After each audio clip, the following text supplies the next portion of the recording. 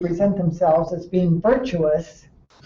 Most of them say that they do not act on their attraction to children. They split from Before You Act about 4 years ago. So in the course of a little over 4 years, they have grown to over about 1,800 members, most of whom are sexually attracted to children. There are a number of mental health professionals, researchers. James Cantor and a few folks are on the site as well. But I think it's phenomenal the way it's grown, and I mentioned earlier that I think it's because of the stand that they take. So the bottom line for Virtuous Pedophiles is sexual interaction between an adult and a child is wrong. They don't argue about it, they don't discuss it. They do have some fights with those who do think that it might be okay under certain circumstances or in a different society or whatever. So there is another group that I learned to respect and appreciate, and that's besides Before You Act. Before You Act doesn't take a stand, but most of the people are against it, or they don't do it. Before You Act, think twice and don't do it. Before You Act applies to both the therapist and the minor attracted person. So if you're a therapist, before you act and discriminate against the pedophile, think twice. But anyway, the other group is Visions of Alice, and I invited them to live stream, so if any of them are listening in today, I want to give you a kudos to Visions of Alice, which is directly more people who would think that it's okay under certain circumstances if society were different. But they don't act on it necessarily any more than the other people. So they're as virtuous as the virtuous pedophiles in the sense that even though they wish the laws would change, they still respect the fact that we do have laws and they're not going to go abuse a child. And in fact, they have given me support with ASAP. One of the moderators there offered to pay for therapy. Nobody's taken them up on it yet. But they have provided that, so I appreciate that. VRPED, no adult-child sex, so that's the bottom line. No illegal activity, so I'm talking about on the site itself. So there's no discussion of illegal activities, primarily to protect those from getting the attention of law enforcement agencies, and then they come into Virtuous Pedophiles and find out all the pedophiles and go around and kill them all or send them off to Siberia. So they just don't discuss non-adjudicated offenses. I think I mentioned that we do interact other ways. They might call me, they might personal message me, they might email me. Email is a little bit risky to say anything, but anyway, a number of them have shared some of their real life issues that they've struggled with. Females too, as well as the males. There's probably couple dozen females. We'll get to that in a minute. So there's no illegal discussion. Somebody talked about going to websites, pornography websites. They don't allow that, any links to things like that. No political agenda. So this is Virtuous Pedophiles. We're not trying to change the law, the age of consent. The demographics, mostly male, as you might expect. Mostly young adults. Now, they have a rule that you have to be 18 to be on Virtuous Pedophiles, but there's no way to enforce that. So some of the people, personal message me, have said that they are younger, 17 or whatever. The idea is several reasons. First of all, if you're talking about sex to kids, you can get in trouble for corrupting a minor or whatever. Second, there are some offenders on there who might be at risk from their probation officer because they're interacting with minors. So we're careful about that, but there are many young adults and there are other places they can go. This American Life was a program put together by a reporter about a young man named Adam who has another site just for underage teenagers who are struggling with pedophilia. But most of the ones on VRPED are in their 20s, 18, 19, 20s. Only a few of us old folks. There's a few here. Most of them are English speaking. Not necessarily as their first language. So for a while there were a lot of, like maybe people from South America, Spanish people. We have a question. Questions? You said there were some females. Do you have any idea how many? There's about 24 now, I think. I haven't counted them, and they come and go. Somebody mentioned Anton, however you say his name? Schweighofer from Canada. He offered to be my mentor, and about that time, didn't work out, we didn't do that, but about that time he had a female pedophile, non-offending pedophile, and he sent her to VirPed, and it's like, there weren't any other women. Well, what happens is, you gotta have a certain number of people to make a site happen. In fact, I started another forum with ASAP, and it just didn't take off. Well, if it doesn't work, it doesn't work. Virtuous Pedophiles has taken off, but they've had women's only group, and there's not enough to make it viable. But they participate with the men, so we're not sexist on there. They just are part of our family. And there are quite a few wives and spouses and significant others and related people, parents who participate. It is an American base, so most of the people are from America, although it's international. There's Iran, Israel, Kiwi, South Australia, South America. Anyway, Kyrgyzstan. Most of them are married, educated, employed, and religious as their counterparts would be in society. They present themselves as non-offending pedophiles. So Ethan and Nick, who run the Virtuous Pedophiles, one time I talked to them about some of the things that people had shared with me, that they had actually done something. And I was like, no, Gary, nobody's done anything. Well, I mean, get your head out of the sand. There are going to be some people that are in denial, and there's going to be some people that have maybe done some things, but it's not really bad. And I'll just be honest with you, I don't know exactly where the line is, because the line is so nebulous. It floats around, and you can hug a child, and it's perfectly appropriate. There's nothing abusive about a hug. But I always tell Tabitha, I'm worried that maybe I hugged her too long or too tight. Or a normal hug can turn into a sexual hug. So that's why we use the word sexual as opposed to sex. Sex abuse, sex besides being like gender, that's an inappropriate use of the word sex, but anyway, we usually think of sex as being like intercourse, penetration, at least, digital, oral, anal, whatever. But anyway, these people present themselves as being non-offending pedophiles, and they say they're not at risk. Many of them say they're not at risk. They're very low risk of actually doing anything. I take them at their word. That may be true. Maybe it's not true. I don't know. But there are a few that admit, yeah, I'm at risk. And one guy in particular we were talking about that really, says he's struggling with it.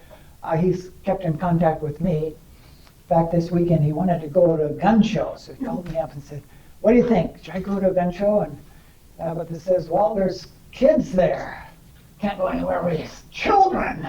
No, she said, there's children at Walmart, there's children wherever you go. So we told him, go to the gun show. So yesterday he called me and said, oh, I had a wonderful time at the gun show. And yes, there were kids there, but he didn't abuse any of them. Yeah, actually, she said the idea of saying you couldn't go there because of the children, that was ridiculous. Oh, I didn't want to tell him that. Yes. Many of the people on Virtuous Pedophiles admit that they struggle with viewing inappropriate pictures of children. So I really appreciate your presentation, and we'll send them your way. Because frankly, my issue is a little different. I'm not better than other people. I'm not perfect. But I don't really struggle with pornography at all. I mean, pictures of adults or children. My issue is that I've got these pictures in my mind from the past 60 years. Every little naked girl I have ever seen. You think, oh, little girls don't run around naked? They stand there next to their mother, buck naked. And I'm supposed to sit there just, well, anyway. So those images come into my mind. You already said this. One size does not fit all. Do they need treatment? Not all of them need treatment with the virtuous pedophiles. Okay, most of them say, we're okay, we don't have any problem with, we will never abuse, we know we won't, we're not at risk. Some of them say, hey, we got other issues, struggling with depression, suicidal ideation, we'd like to go to a therapist, but we'd really like to have somebody who understands pedophilia. We don't want to just deal with this side of our life and ignore this. So quite often, when I refer them, I might even call the therapist, say, how do you respond to a non-offending pedophile? Or I encourage them to call. So, first of all, these people have the online group for their support. That's Virtuous Pedophiles, Before You Act, Visions of Alice, some others. They have personal support. They can call me, they can email me, they can personal message me or others. There's several on there that are very good, and that's why I invited this young man here today, because he was new on VirPed.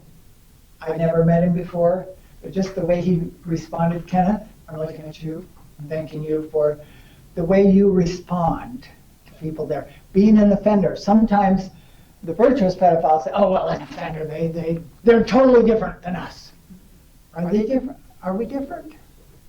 Or just we haven't I gotten think the there? only thing that separates me from most of those who have not offended is they weren't in a position where their coping mechanisms were overwhelming. I think that's the only difference. I agree. Many of them would disagree with me that there's something wrong with my character to have made a decision like that, but they didn't walk in my shoes. They don't know what I went through before that day. So they don't always agree with you when you make comments, No, I don't always agree with myself. but generally they appreciate what you say, I think. I haven't seen any overly negative responses. Sometimes they go to therapy and they specifically need help to not offend. So, virtuous pedophiles. Yeah, we talked about suicidal ideation. So they have different polls on the forum, PHPBB forum. Anybody can make a poll, ask a question. So these are not scientific polls, but whoever responds, so it might be, a couple dozen, might be 200 or 300. 60% of those who responded, probably somewhere here I put how many did respond to that one. 257 responded to this poll. 60% had suicidal ideation in the past. 29% struggle with it in the present. As far as their attractions, 57%, and this is out of 369. Are you attracted to boys, girls, or both? 57% attracted to boys, 21%, I'm sorry, before I go on to that, let's just say 65% to girls with the 22% overlap. I need to explain this a little bit. What is homosexuality? By definition.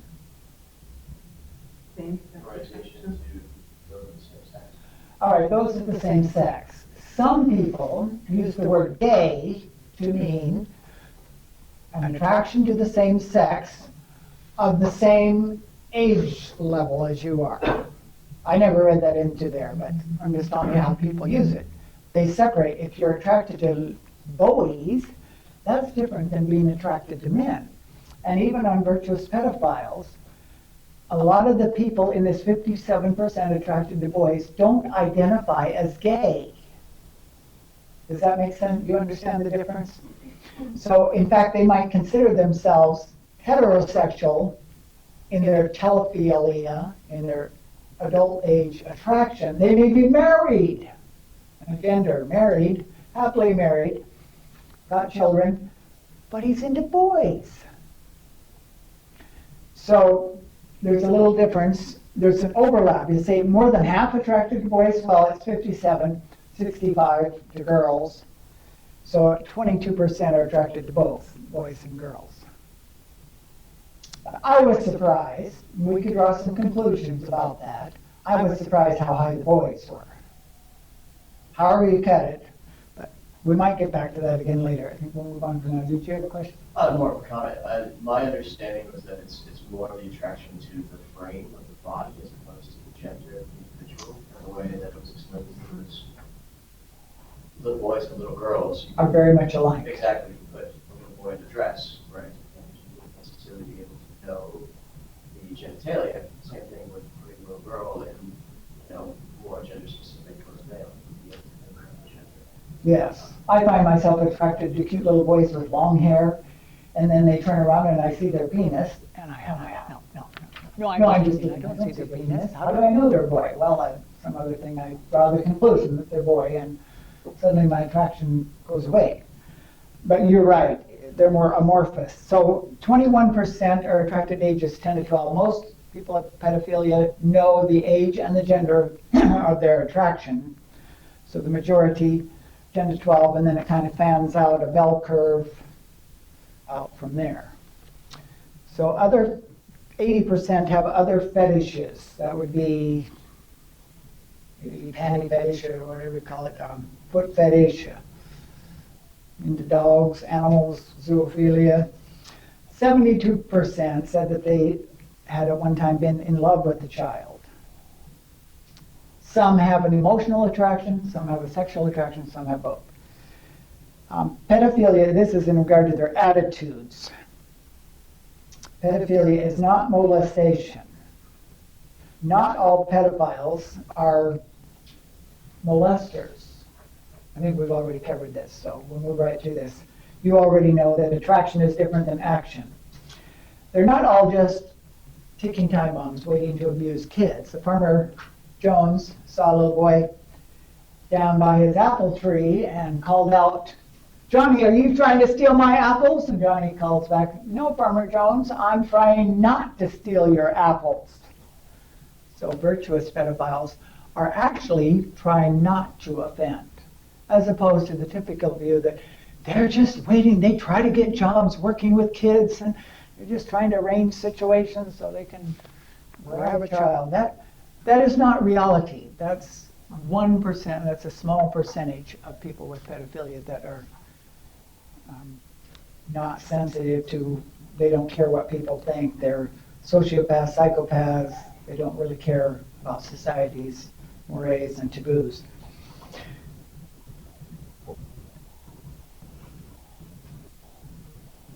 Can I comment on that? I don't know the stats, but I was reading recently that most perpetrators of violent sexual acts against children are not pedophiles. Yeah, well, that's where I mentioned my good friend, Dr. Abel, did a study, child molestation prevention research study years ago in the 80s maybe. And he says 90% are pedophiles, 90% of those who abuse. Well, now most researchers are saying about or less than 50% are actual pedophiles. Well, it depends how you define pedophiles. If it has to be an exclusive pedophile, then that cuts out a lot. If it's somebody like me who's secondary attraction, then, What bothers me about that is that whenever we bring up the subject, that's the image that comes to people's minds. Oh, these people who kidnap children and abuse them and kill them, That's kind of the... That is the image that's given, and that's what most of the laws are based on. Yeah. Actually, that is statistically insignificant. Yeah. There's about 115 of those kinds of situations in the United States every year. That's less than 1/10 of 1%. Yes. Yeah, I just was at another conference that they mentioned that figure that it's 100%, about 100 people a year that are actually abducted by people that are going to kill or use your child for sex offenses. And interestingly, there are also 100 kids a year that are killed by lightning. So, and yet all our laws are directed at that.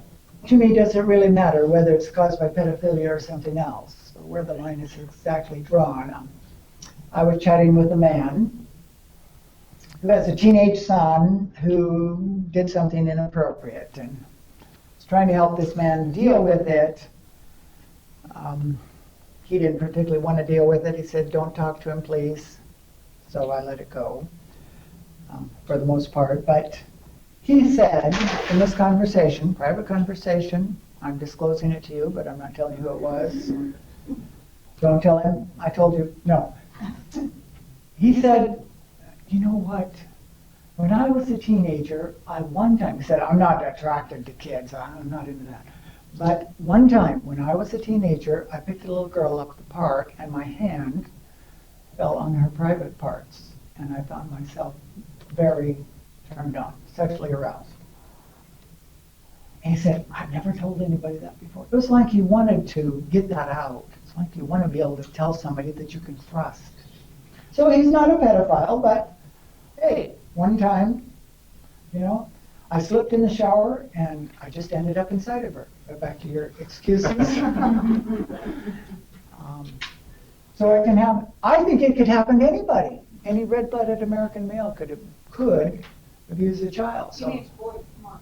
All right, anybody red-blooded American girl, any red-blooded Canadian girl. And don't think that kids aren't sexual beings either. So this other situation, they're doing training down in Medford, and so we went over to the training to protect children, and talking to one of the guys there, and he said, he shared with me, boy, I better be careful sharing these stories because you don't know what I'm talking about. He said, we were babysitting the neighbor girl, and my son, now he has lots of sons, but let's say that one son, his sons are very average short height, but one son is very tall. So the son who is very big for his age, again, a little power, extra power there. He approaches the girl, the neighbor girl that they're babysitting. I don't think the adults were around at that particular moment, but you know, that happens. He says, can I kiss your pee-pee?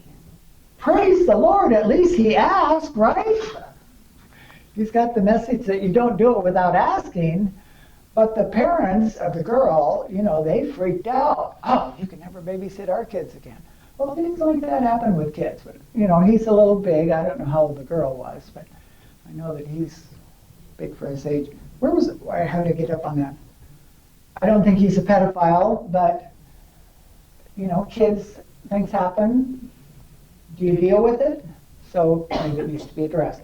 All right, let's move on. I'm not sure where I was going with not ticking time bombs. Please refer, don't abandon. I guess that's from me, my personal experience. Helping people with pedophilia will help prevent child sexual abuse. Yes, that's why. Why do we try to help pedophiles? You know, we need to help protect the kids. Well, we can protect kids by helping people with pedophilia. The question was asked, was there sex or abuse in your childhood? 422 responded. 24% had been abused as a child. 8% had non-abuse. They had sexual contact with an adult that they didn't consider abuse.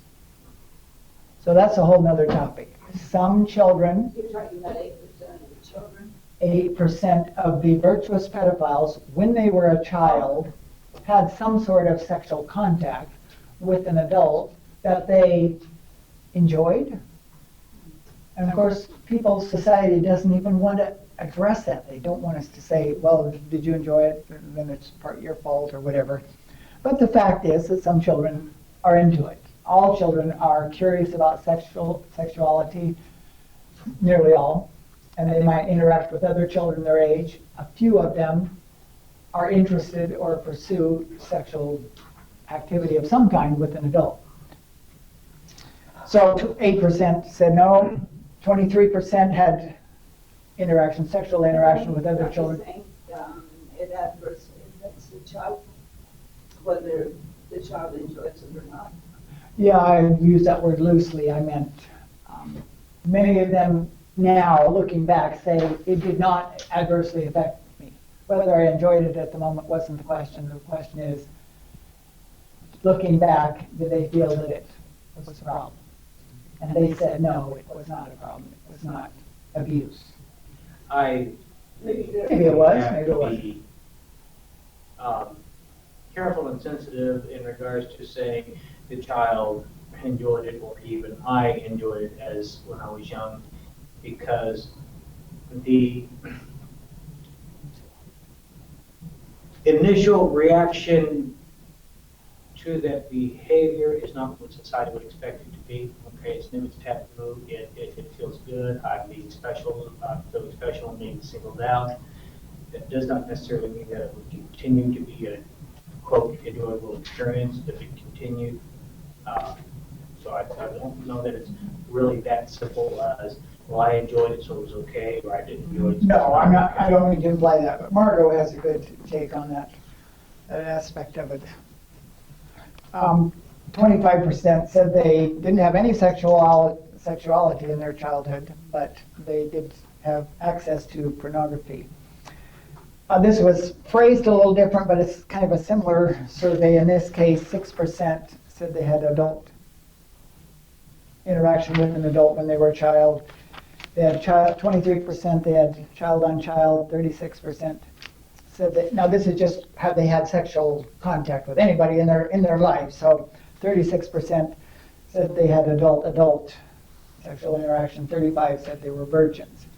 Attitude, 63% said they would take a pill to get rid of pedophilia if such a thing were invented. Actually, there are many medications that do reduce the libido. Celexa is one that my physician prescribed for me when I was very anxious about being dismissed from Walden University. I found it reduced my libido and didn't impact our private sex life, but Tabitha doesn't ever want me to talk about it in public, but anyway. I don't always take it. I would recommend primarily selective serotonin reuptake inhibitors, SSRIs, reduce libido. There are some heavier duty ones, Depo-Provera, is what they actually call chemical castration. So instead of cutting it off, they cut off the drive. We're talking about attitudes, so 84% say that, of this survey, said that Verped helps make them happy. 51% said Verped helps make them law-abiding. So the others, not that they broke the law, but maybe they felt they didn't need help to be law-abiding. Maybe the happy people didn't need help being happy either. 94% do admit that they look at children, like when they're out in public, they're girl watchers, boy watchers, whatever. So that's typical. As far as therapists, 54%, I don't see how many participated in this, but anyway, of those who responded, 54% said therapists helped, 9% said it didn't help, 13% they didn't need one, 13% said they do need one, 19% don't feel the need for one. Any questions? Virtuous Pedophiles. In terms of those in Verped that talk about having no risk or low risk, so I come from an SOTP perspective where viewing oneself as low risk or no risk to reoffend is risky in itself. I agree. And the idea is that because you're not vigilant, you're not aware. What is your, so you agree with that? Yeah, that's kind of my response when people give a guy a bad time. There's a guy that goes by the name of Jay Bujan from Sweden, actually. That Ender and several of us thought was, this guy's going to go down the tubes. He was always talking about falling in love with some little girl and his marriage was breaking up. Boy, he seemed like the biggest risk. But as far as I know, out in the course of these 3 or 4 years that we've been on there, he has not offended against the child. So in one sense, he knew he was at risk, so maybe he was more careful. And maybe some of the other guys who were saying, oh, I'm no risk, that could be risky. So that's why personally I would rather admit that I'm in need. But that's a whole other part of my story. Just a guy in my life that I respected and admired a lot disappointed me, evidently sexually abused children 100 years ago. Can I just speak up one thing about that? And just to kind of go off what you were saying there, in terms of the addiction model, and folks that believe they're over it often relapse because they, oh, I can go to the bar now, it doesn't matter, After 10 years, it's a big deal. right? And so what I can say is just to, I know it's not quite the same, but for myself, like I went to Mexico and all the booze is paid for and it's all inclusive, they call it. And sometimes I would be sitting there eating my food and the guy would come and put the drink right down in front of me without me even saying a word. And I don't even speak Spanish, but I just have to let him know I don't drink, right? So I can say that I am literally not at risk. So I'm just saying that maybe at first, within a certain span of time, when you say I'm not at risk, um, maybe you're not. Maybe you are, sorry, but maybe eventually you get to a point where you're not. And I think that some people could be honest and say that they're not at risk. Maybe not the majority, but I think some people could do that. So. The important thing is that we're all different. Right. Virtuous pedophiles have different views, they'll argue sometimes, but frankly, I have never met a group that was so cohesive, even in the arguments. You know, they come together. I've been in religious arguments, I've been in political arguments, but these people, one thing you have to say, give to virtuous pedophiles is that they know how to communicate differences of opinion without being mean about it.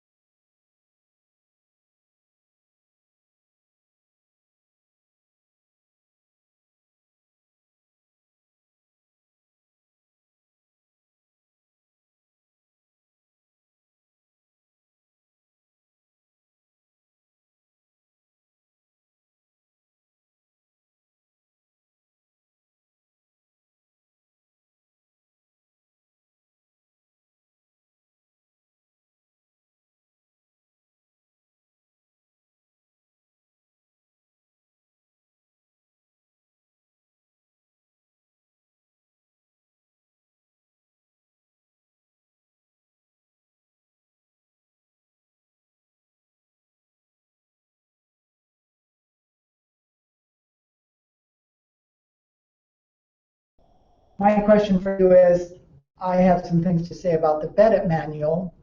I don't necessarily want to do two in a row, so we have lunch in between. Then we also have Michael who's going to share a bit. The vote seems to be for Michael. You're on. I'd like to hear the Bennett, but whatever. We're gonna hear the vote.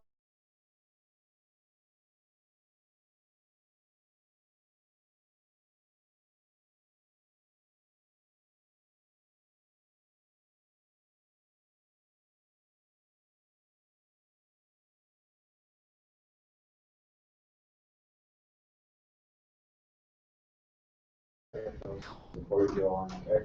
Okay. Very good. Ultimately, as long as I learn about it, that's fine, whether it's now or half hour. If the other choice is having Michael go first and then hearing the bet, that's fine. We just don't want to miss the bet. Just go ahead, Gary. Don't want to skip it. Go ahead, you're fine. You sure? Yeah. Okay, we'll give him a little break so he can be all ready to go when he gets back. All right, prevention project unfulfilled. I already told you is the dark field in Germany. Premier program. I think they've been around about 10 years, maybe. Right on my tongue, but they started doing what we're doing, and they don't have mandatory reporting in Germany. In fact, they're required not to report. But frankly, they say the same thing most people say here. If there's a guy who's actually abusing children, then they would do something about it. If they can't get him to stop right then, they would say something. They would report it. So BEDIT stands for Berlin Disexuality Therapy. They spell it with a I. You like the Y? So it's really dissexuality. So it really means anything that's not good. But the problem with that is, I think they tried to do that because they didn't want to call it abnormal. What's normal? What is normal sexuality? We don't know. Nobody seems to know what normal sexuality is. But anyway, it just boils down to saying the same thing over again, that it's not healthy sexuality. I mean, we could spend time on it. In fact, that'll be one of their things. They're actually in the 2013 edition, which they sent to me and allowed me to pass on to you. They have 17 different modules. It's my opinion that they have 12 modules. So in that big book that I sent some of you, all of you therapists that didn't get it, if you wanted to put it on your evaluation sheet, and I'll send it to you. So 12 modules. The first module has actually 5 sections. To me, this first part is so important and so detailed that I think each one of them is a module in itself. So whatever you want to call it. The first one is kind of organization. So this is typical to any treatment. You're going to get acquainted. You're going to kind of get a feel for where they want to go, talk about conditions of treatment. This is the orientation time, the time to establish rules, and especially if you're in a group format. Does anybody do groups? Do pedophilia groups? Okay. I really would love to see more groups, but it's so under the rug. Probably aren't enough. We're trying. We've been trying for years to get a group going. But So in groups, you have a little more specific rules about the group format, organizing that. Time to set personal goals, discuss the limits of confidentiality, talk about the stages of change, perhaps. So, I mean, that's like, it could take you a year or two on that, right? At least longer than just one session. The second part of the first 5 is on sexuality. So this is where you might discuss what sex is all about. Those who come from a Christian perspective, I like the psychologist Charles Witcheby that wrote a book, God Invented Sex. This is not something negative, not something bad. God gave it to us as a gift. Those who don't believe in intelligent design, atheists, agnostics, other people, think of evolution. What does the purpose of sexuality have in the evolution of our species? Well, first of all, to promulgate the species, right, to have children. So, you can talk about, is sex only for children? Some people still think that, even in our day and age.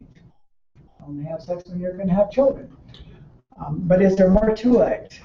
And then we get to thinking about more and less. And I know when I get in discussions with the gay community, they don't want to be thought of as an alternative, second rate. You guys, you heterosexuals, you got the big chunk of the pie, but we just got a little bit. They want to be thought of as being on a par, equal. So not more or less, but my response is, all right, so some people are into an overnight stand. Tabitha talked about the different domains. Morally, some of us, who come from a Christian perspective, still think that it's not good to have an affair. Some people say, well, as long as it's two consenting adults, do whatever you want. Nobody is hurt. But then the wife comes home with some venereal diseases. They don't trust each other anymore. So is it more to have a committed relationship?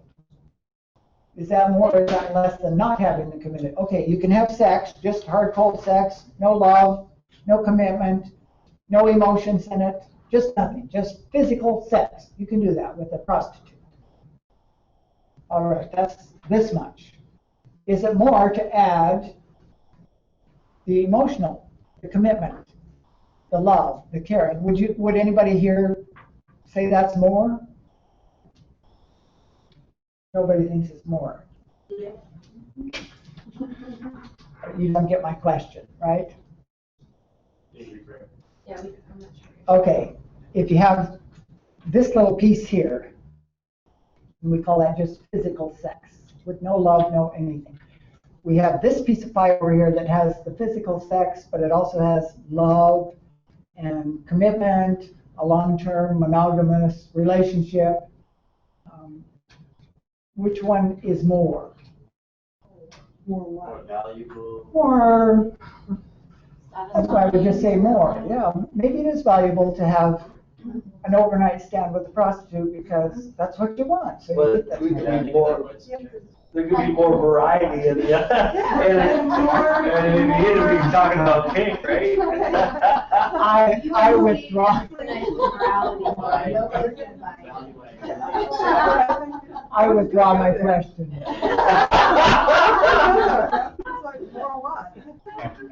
How do you talk about normal or abnormal, more value, less value, more important, more right, more?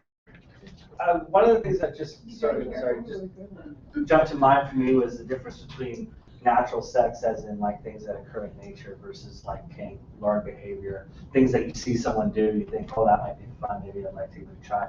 There isn't really very standard or strong definitions of each one. So I don't know, it's just something to think about.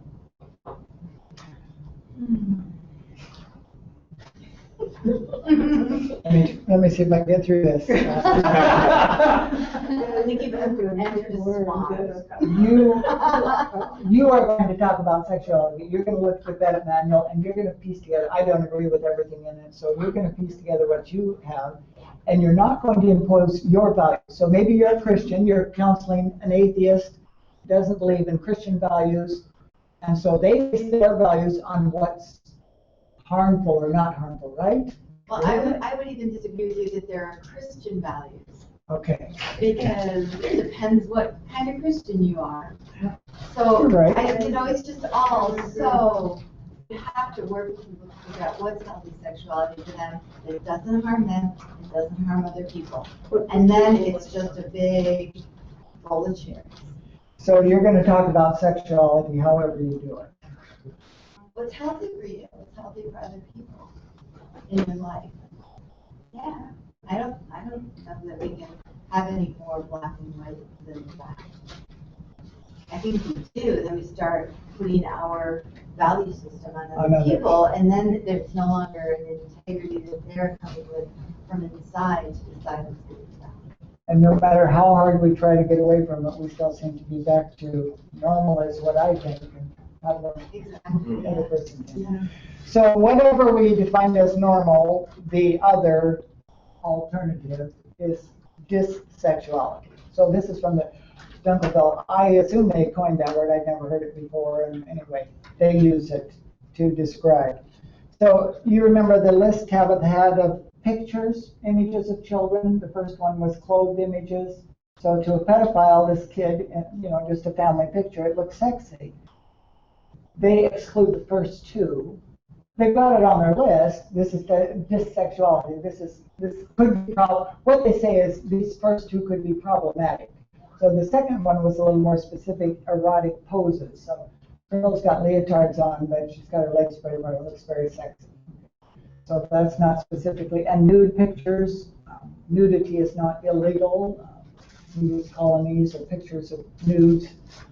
The local Cupid down at the courthouse, they haven't shot him out of the water yet. They probably will.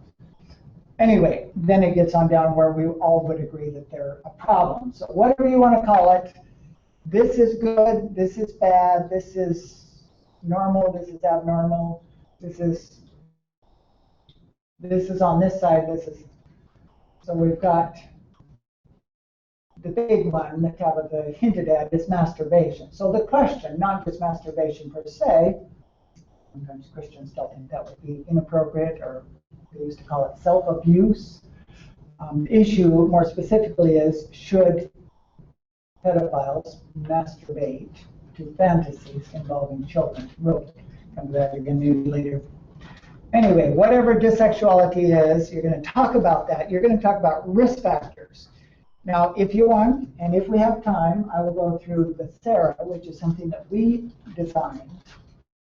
Me, all right, Tabitha leaves herself out.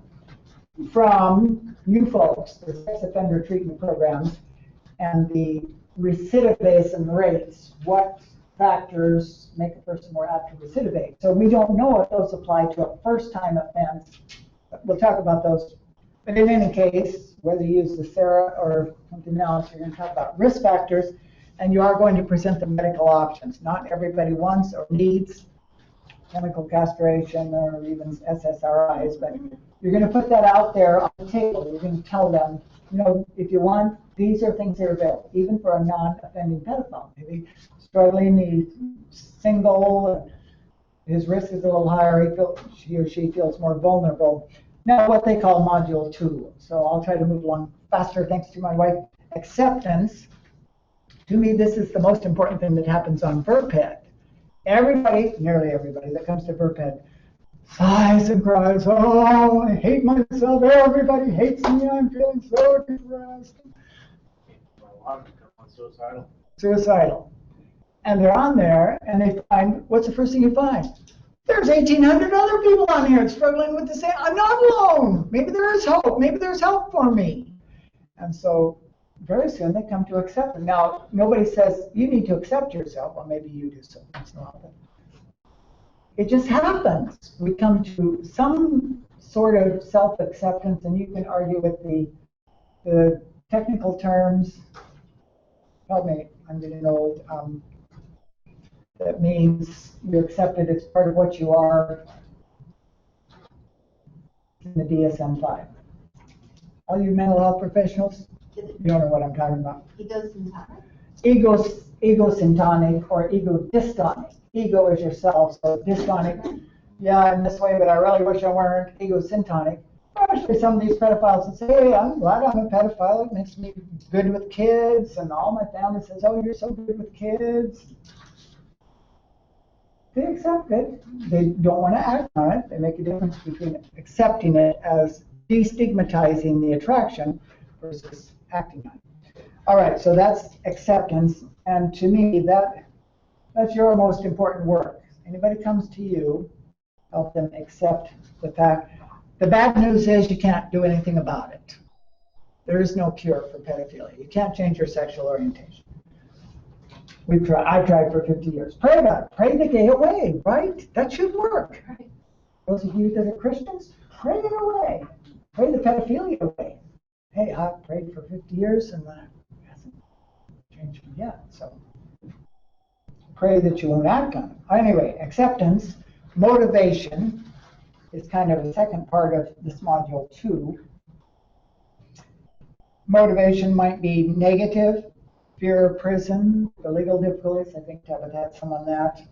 Things that could happen, potential loss of relationship, feelings of guilt and shame, desire not to harm a child is the most important one. So talk about motivation. The next one is perceptions, and this is your typical cognitive behavioral therapy.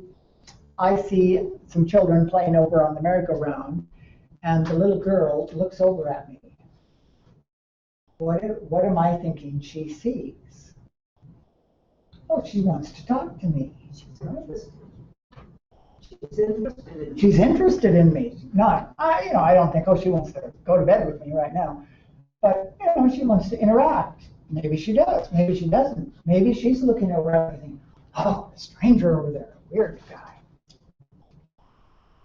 So, am I right on what you folks do that do this kind of treatment? Cognitive behavioral therapy, we have a lot of cognitive distortions, faulty thinking, thinking errors, you can call it what you want. Do any of you have any thinking errors? Everybody has So maybe the mental health professionals need some cognitive restructuring as well, right? So the first one is, don't think that we're all ticking time bombs, waiting, just trying to grab the next child that comes along. We're trying not to. Okay, pedophiles often do experience misperceptions. Before we get to this one, Dunkelfeld introduces the term, and I don't think I haven't had this one, amicable sexual relationships. When I was talking about, does it feel good to, well, yeah, they got turned on. Well, does that mean it's okay? No, it's not okay, because they got physically aroused. Women, or boys and girls as well, can get physically aroused, have an orgasm, 8, 9 years old. That can happen. Dunkelfeld introduces this term amicable to suggest that there was no force or coercion involved. We, our society, the legal system says it's statutory rape. They're under 18, they cannot consent. Well, how do you describe a relationship, an ongoing romantic and sexual relationship between the 18-year-old and the 17-year-old?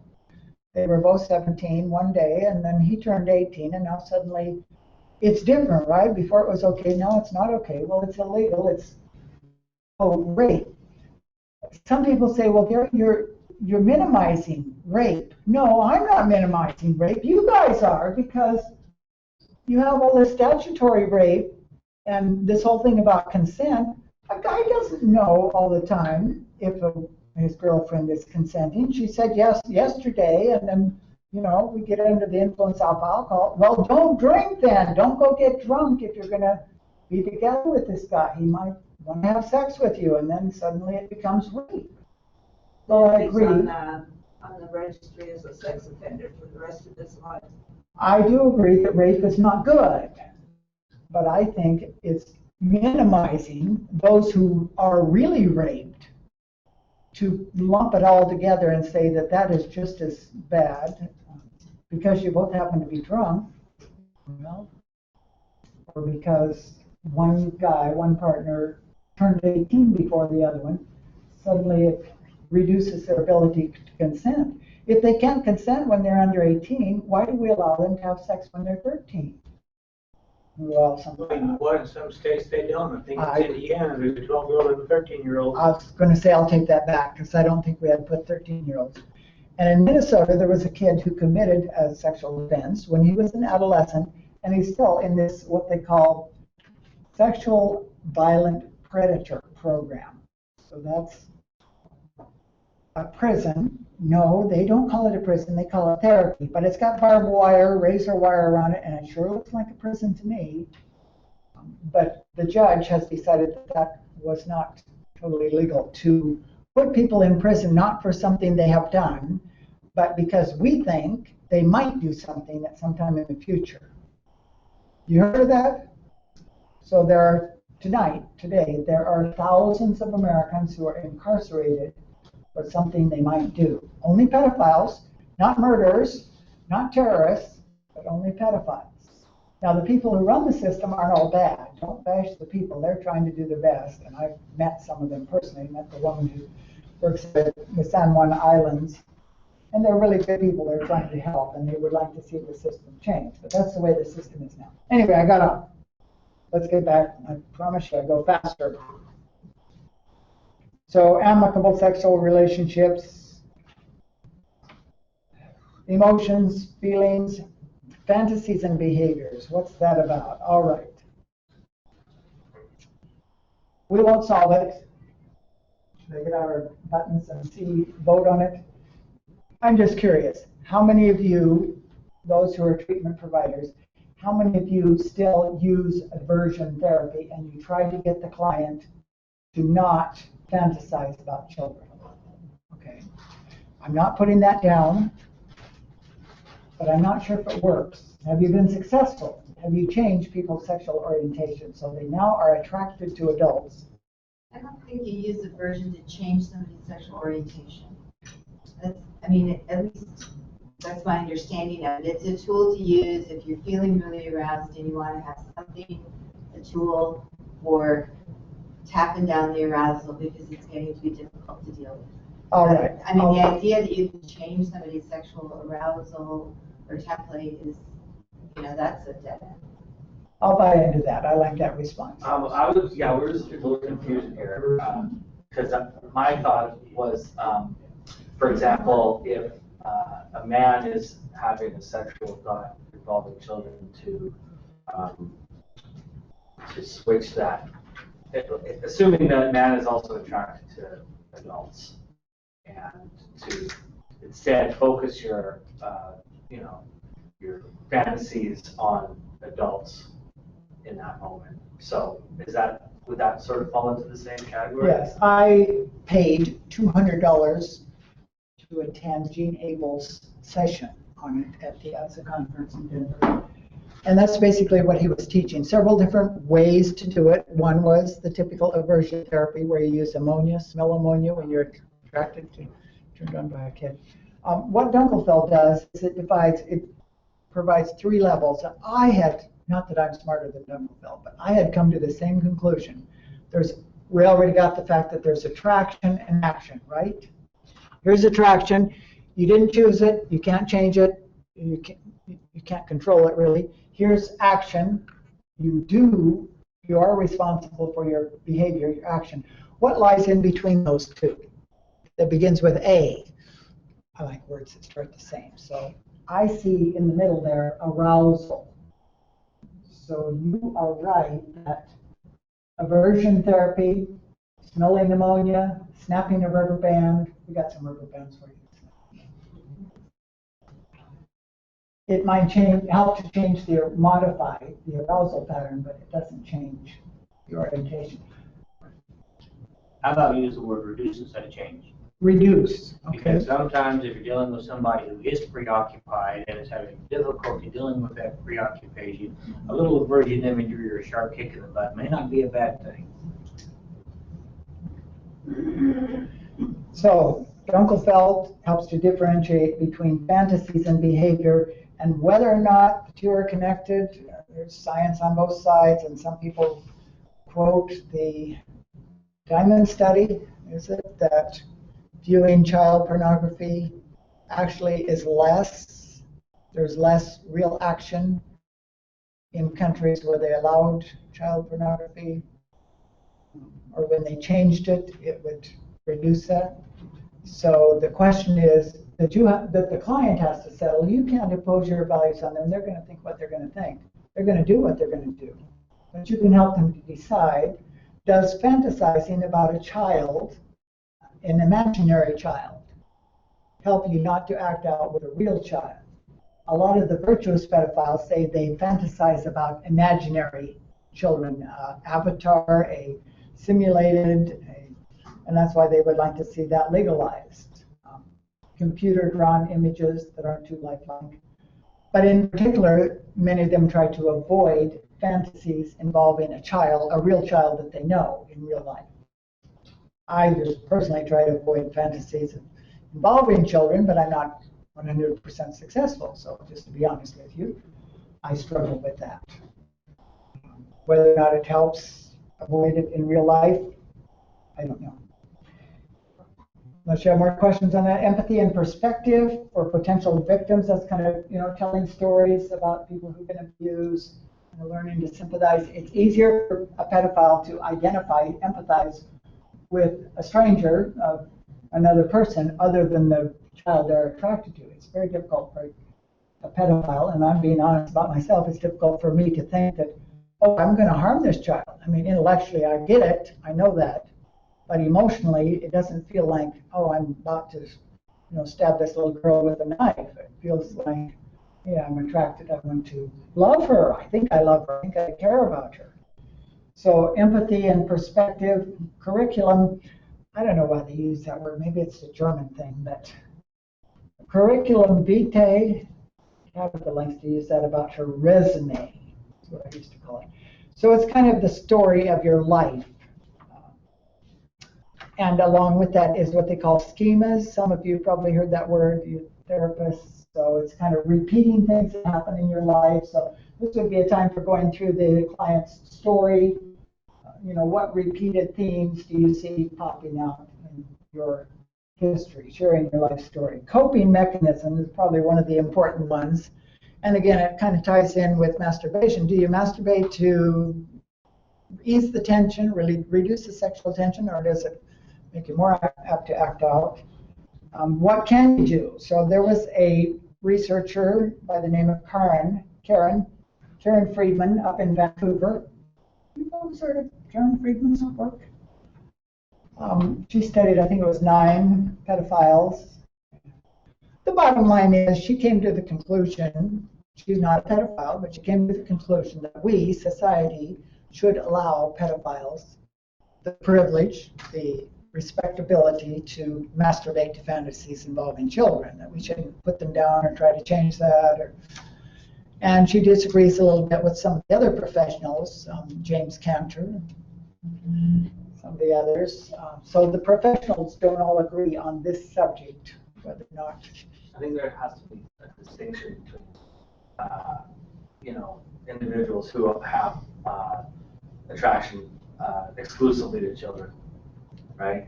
Because you would cut them a little more slack. Yeah, I would think so. I mean, what else are they going to do? What else are they going to do, right? I mean, abstinence only goes so far, in my opinion.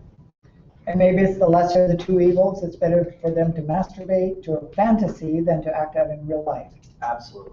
Now, I'll just be upfront with you. I come from a conservative Christian perspective, and I'm kind of opposed to a gay lifestyle. I'm not supposed to use that word lifestyle. How are we supposed to say it? To acting on the gay attraction. Okay. But there was a kid on Verped, a young man who I met in real life. Happens to live here in the state of Oregon, but anyway, he said he was exclusive. So I cut him some slack, and that very day that we met him, which was a little interesting because that was the same day that we met the girl who had made these false allegations against me. She wanted to see us. We got together with her. Anyway, this guy was going to Chicago, going to another state to meet another guy from Verped, and they met and hit up on some kind of a relationship. What was I going to do? Tell him, no, don't do that? So even though intellectually, spiritually, I'm opposed to being gay, I supported him, encouraged him to develop whatever kind of relationship. I don't know if it'll be a sexual relationship or a romantic relationship, but the guy moved out. They're living together in Portland. Yeah, not Portland, but Oregon, let's say. So to me, it's better, it's the lesser two things that I would personally am not into, but again, I don't impose my values on other people. So I respect the fact that it was helpful to him. So with exclusives, I would help them to avoid problems. Social relationships. So many society and many therapists even think or have a misperception, a cognitive distortion, that all pedophiles have a hard time with regular adult relationships. Is that true? Obviously not. I've been happily married, unhappily married sometimes. Been through more than one marriage. I'm embarrassed, ashamed to admit this is not my first marriage, but thankful God gave us a second chance. And so sometimes we do need to work on those relationships.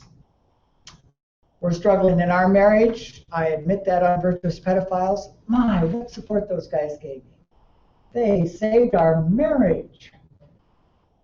So they're able to think about how do relationships work? Why I go out and it just doesn't seem. Well, you can help them learn how to establish. Maybe they're not going to get married. Maybe they are exclusive. Maybe they could still have friends. Don't worry about the sex and the marriage part. Let's start with just developing some friendships. Maybe they're exclusive if we get married anyway. I don't discount that possibility for my life. I mean, I'm sitting here and I'm seeing a thread on Verped. Oh, I'm going to be alone and childless the rest of my life because I'm exclusive. You don't know that. We don't know what's going to happen. There is no reason why I can't have a sexless marriage. There is no reason why I cannot engage in a marriage and engage in sex, have the spirit of giving instead of receiving, just by being grateful that person is there for me. I mean, there are too many, There's companion marriages all over the place. There's multiple marriages for Some by choice and some not, right? Yeah. There's paraplegics that get married all the time. Yeah. So So I here's would not encourage an exclusive, and in fact, I commented, basically said the very same thing you just said to you on that thread. Of course, they're ignoring it. Well, I'm sorry they're ignoring it because who knows what they're missing out on life. Yes. So here's another tough one. What about kids, children? Should a pedophile be banned from ever having anything to do with children again? So I do not ban myself from having anything to do with children, period. That is still in an indecision phase with me, but I will not cohabitate with a child. So in my particular situation, it would have to be a childless environment.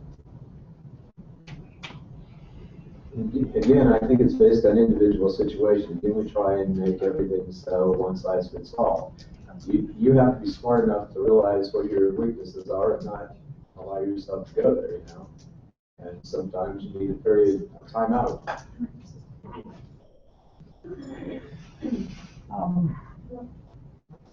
So should I take this call probably from a Virtuous Pedophile? I could put him online and we could all counsel together. Okay, so children. I hate to put anybody on the spot, but what is the official stance? Simona is a Seventh-day Adventist, and she is in charge of risk management here in Oregon, so she's the one that is concerned about how we solve this problem. Would you allow now let's leave out the sex offenders. We understand sex offenders sometimes are forbidden by the PO, by the probation officer. But if you knew that I was a pedophile, would you allow me to come to camp meeting? Yes. Good. We Camp meeting. have a religious So every just year a couple having- miles down the road here, there's like a big, 100 acres of campground. The Seventh-day Adventist Church owns it. They're trying to sell it 2 or 3 times. And we have a Anyway, big group camper. We like have 10,000 people come together. tons and of they're kids. on If we would probably, depending on your level, we would probably want to make sure that you yourself had a protection plan for yourself set up. Yes. If we saw you over by the kids' tent taking pictures, we might go talk to you and say, you're out of bounds here, because our top priority is protecting the children, right? At the same time, respecting you as a person. Very good. Thank you. I'm very relieved. Can I just interrupt for a Yes. moment? This is someone who called you. They would like to be able to listen in to anything. Yes. Indiana RSOL on YouTube. Can they do live streaming? Maybe you can take the phone to him. If not, I don't mind if they listen in. If anybody else. I don't know how well they'll hear.